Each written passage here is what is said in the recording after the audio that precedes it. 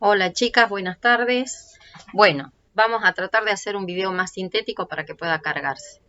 En el caso puntual de Miss Uraka, María Rosa y otros, el artículo se denomina formación de docentes o cómo superar la fragmentación de las políticas fragmentadoras que cambió después de los 90 en lo político, en lo curricular y en las instituciones. A este respecto, la autora hace fuerte referencia a la Ley de Educación Superior de 1995, al concepto de calidad educativa, que en particular se puso en relación a otros dos conceptos como fue el de la evaluación y la acreditación. Frente a la calidad educativa pensada como evaluación y como acreditación, debemos entender que es una palabra netamente proveniente de la economía. Obtener calidad es obtener la superproducción o sobreproducción para poder obtener la plusvalía o el superávit, y en este caso fue la primera vez que se aplicaba a la educación. Por lo tanto, la mejor manera de medir esos resultados de la calidad es justamente el proceso de evaluación y atado, por eso mucha gente se confunde y construye la idea de evaluación con la idea de acreditación, atado a el resultado, es decir, cuántos alumnos habían aprobado una materia, cuántos alumnos aprobaron un ciclo, cuántos alumnos no pudieron mantenerse, es decir, no permanecieron en el sistema educativo y abandonaron, cuántos alumnos con sobredad, cuánto, es decir, los índices cuantitativos.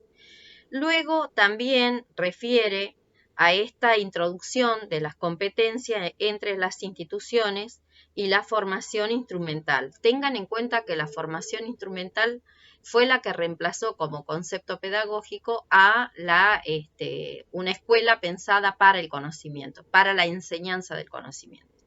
A partir de la puesta en marcha de la Ley de Educación, entonces, lo que va a aparecer es sobre todo un, una ideología de este sentido, ¿no? De lo instrumental, es decir, aquello que se aprende para que se pueda aplicar.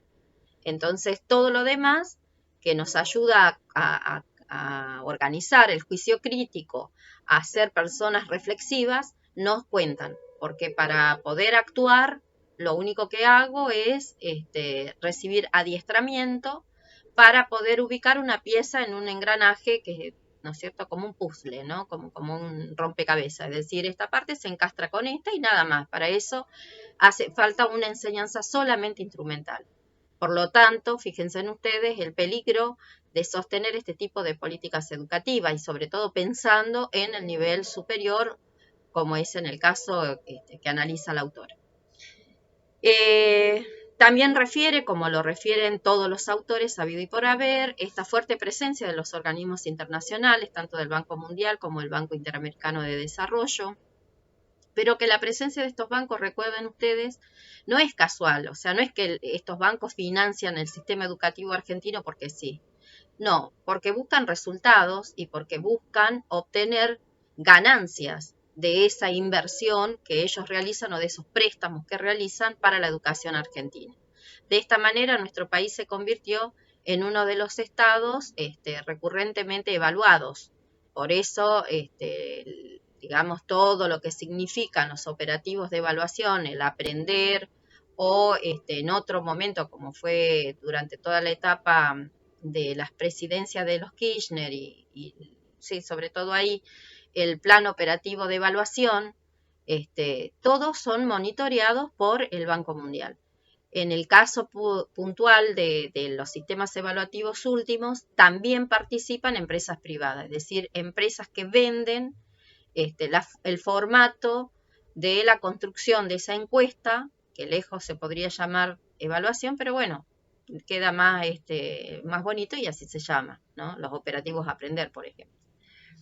Bueno, esa es la continuidad de la Ley Federal de Educación.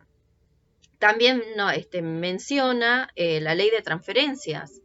Recuerden que la Ley de Transferencia de la provincia a la nación significó entregarle que la garantía debía cubrir cada una de las provincias, pero no se les entregó a las provincias presupuesto, con lo cual el sistema educativo, lejos de ser un sistema nacional único, se transformó en una fragmentación. Por eso el título que toma la autora, ¿no? Cada provincia, un modelo educativo. Y no un modelo educativo porque sí, sino porque si tenía más o menos presupuesto, podía llegar a considerar, por ejemplo, el no cierre de establecimientos o el no cierre de cursos y división. Pero cuando las provincias tenían poca plata, lo que hacían era cerrar. También aparece la fuerte presencia de la concertación como estrategia, el Consejo Federal de Cultura y Educación, que ahora se llama Consejo Federal de Educación, nada más, y las firmas de acuerdo para acondicionando los recursos y los presupuestos. Esto es una constante que vemos la permanencia también en el sistema educativo. Bueno, esto que me interesaba también compartir con ustedes, porque estoy extrayendo, a ver, para hacer más corto el video, ¿cómo se define una reforma? Bueno, una reforma, lo leo textual, es un programa ideológico con pretensión hegemónica y le pertenece a Rigal, citado por Misuraka. Eso tómenlo en toda la dimensión de la palabra. No hay sistema educativo que no esté impregnado por una decisión política y por un conjunto, por lo tanto, de ideas que sostienen esa política que se traza o que se pretende llevar a largo plazo, porque el sistema educativo se piensa siempre en los plazos mayores que existen para poder obtener en el proceso los resultados deseados. Así que en el caso puntual de lo que fue la reforma educativa, también yendo a la cuestión del nivel, dice Misuraka, nos encontramos tanto en el 2006 como en el 2001 con un mismo sistema educativo, o sea, fragmentación, aparece, ¿no es cierto?, un Infot en el 2006 que no tiene plantel de profesores, que se compone de diversas áreas y líneas de trabajo con programas orientados a la construcción de acuerdos y desarrollos de proyectos mediatizados para la recompensa financiera. Surge en ese momento la contratación de un número importante de docentes alrededor de programas. En el caso puntual mío, pertenecía a Calle, acá en Las Flores, del Instituto 152, y era monotributada, es decir que una suerte de contrataciones aparecen con la conformación del PNFP, no, del Infot, del Instituto Nacional de Formación Docente.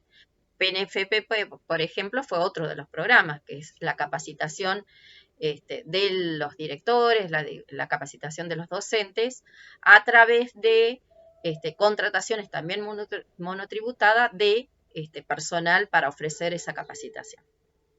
Bueno, luego menciona algunas de las resoluciones que se introdujeron y que hay que observarla en particular, ¿no es cierto? Esto de cómo se asocia la educación del terciario, de los institutos y la universidad, también al sector privado, cómo aparecen también asociadas a algunos organismos civiles, esto de organizar el Consejo Consultivo, y menciona el artículo 77 del Infot. Los cargos del Infot no son electivos, o sea que nadie los puede elegir, son designados por la planta política.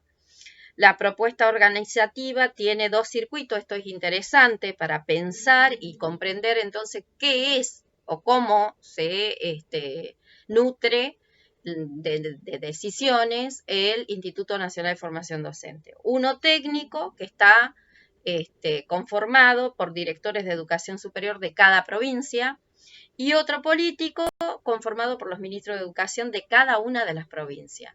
Es decir que fíjense en ustedes los circuitos por donde pasan las decisiones que se toman. Y nosotros a veces decimos, y bueno, pero ¿por qué es así? ¿Cómo es esto? Bueno, ya saben, hay dos organismos que son solamente conformados por planta política, porque ¿quiénes son los directores de educación superior de cada provincia? los designados por el ministro o por la dirección de tal escuela, en el caso puntual de cómo se denomina el ministerio en las provincias de Buenos Aires. Pero son nuevamente, ¿no es cierto?, actores políticos partidarios de tal gobierno. Y en el caso puntual de el otro circuito que es el político, son los ministros mismos de educación.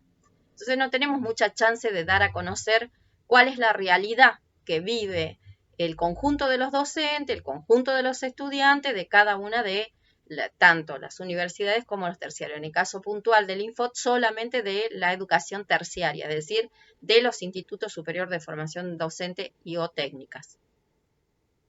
Bueno, también menciona que es importante los lineamientos curriculares para la formación inicial, que lo hace el Plan Nacional de Formación Docente, e incorpora una serie de normativas, ¿no es cierto? Por ejemplo, la 3007, que son resoluciones, se incrementa, bueno, la imposición de los contenidos, así que acá, fíjense en ustedes, con los documentos técnicos, se incrementa la imposición desde los contenidos, es decir, que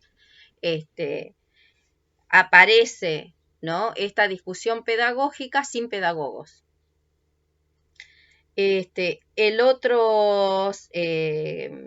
La otra resolución citada, que es el Consejo Federal de Educación, es la 7208, que a pesar de la resolución dice respetar las autonomías de las jurisdicciones, se prevén los fondos respectivos de cada provincia y las instituciones. ¿Y eso qué quiere decir?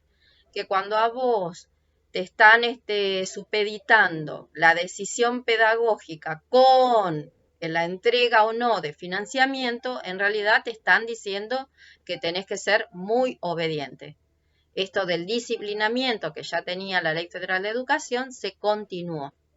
Aquel ministro o aquel director de educación del nivel superior que quiera negarse, y ojo, ¿no?, que estamos diciendo los directores de educación superior de cada provincia, es decir, el que está nombrado allá arriba en La Plata, en la torre, no el profe Torre, sino cada uno de los directores que tienen este rango. Si se llegaran a poner a comentar o a decir, bueno, eso no me parece, miren, yo prefiero que en la carrera de lengua haya tal, ¿no?, tal contenido, bueno, listo, no te damos presupuesto, y por lo tanto terminan aceptando todo lo que se deriva en esa conversación. Bueno, hago otro video para charlar sobre Ditela.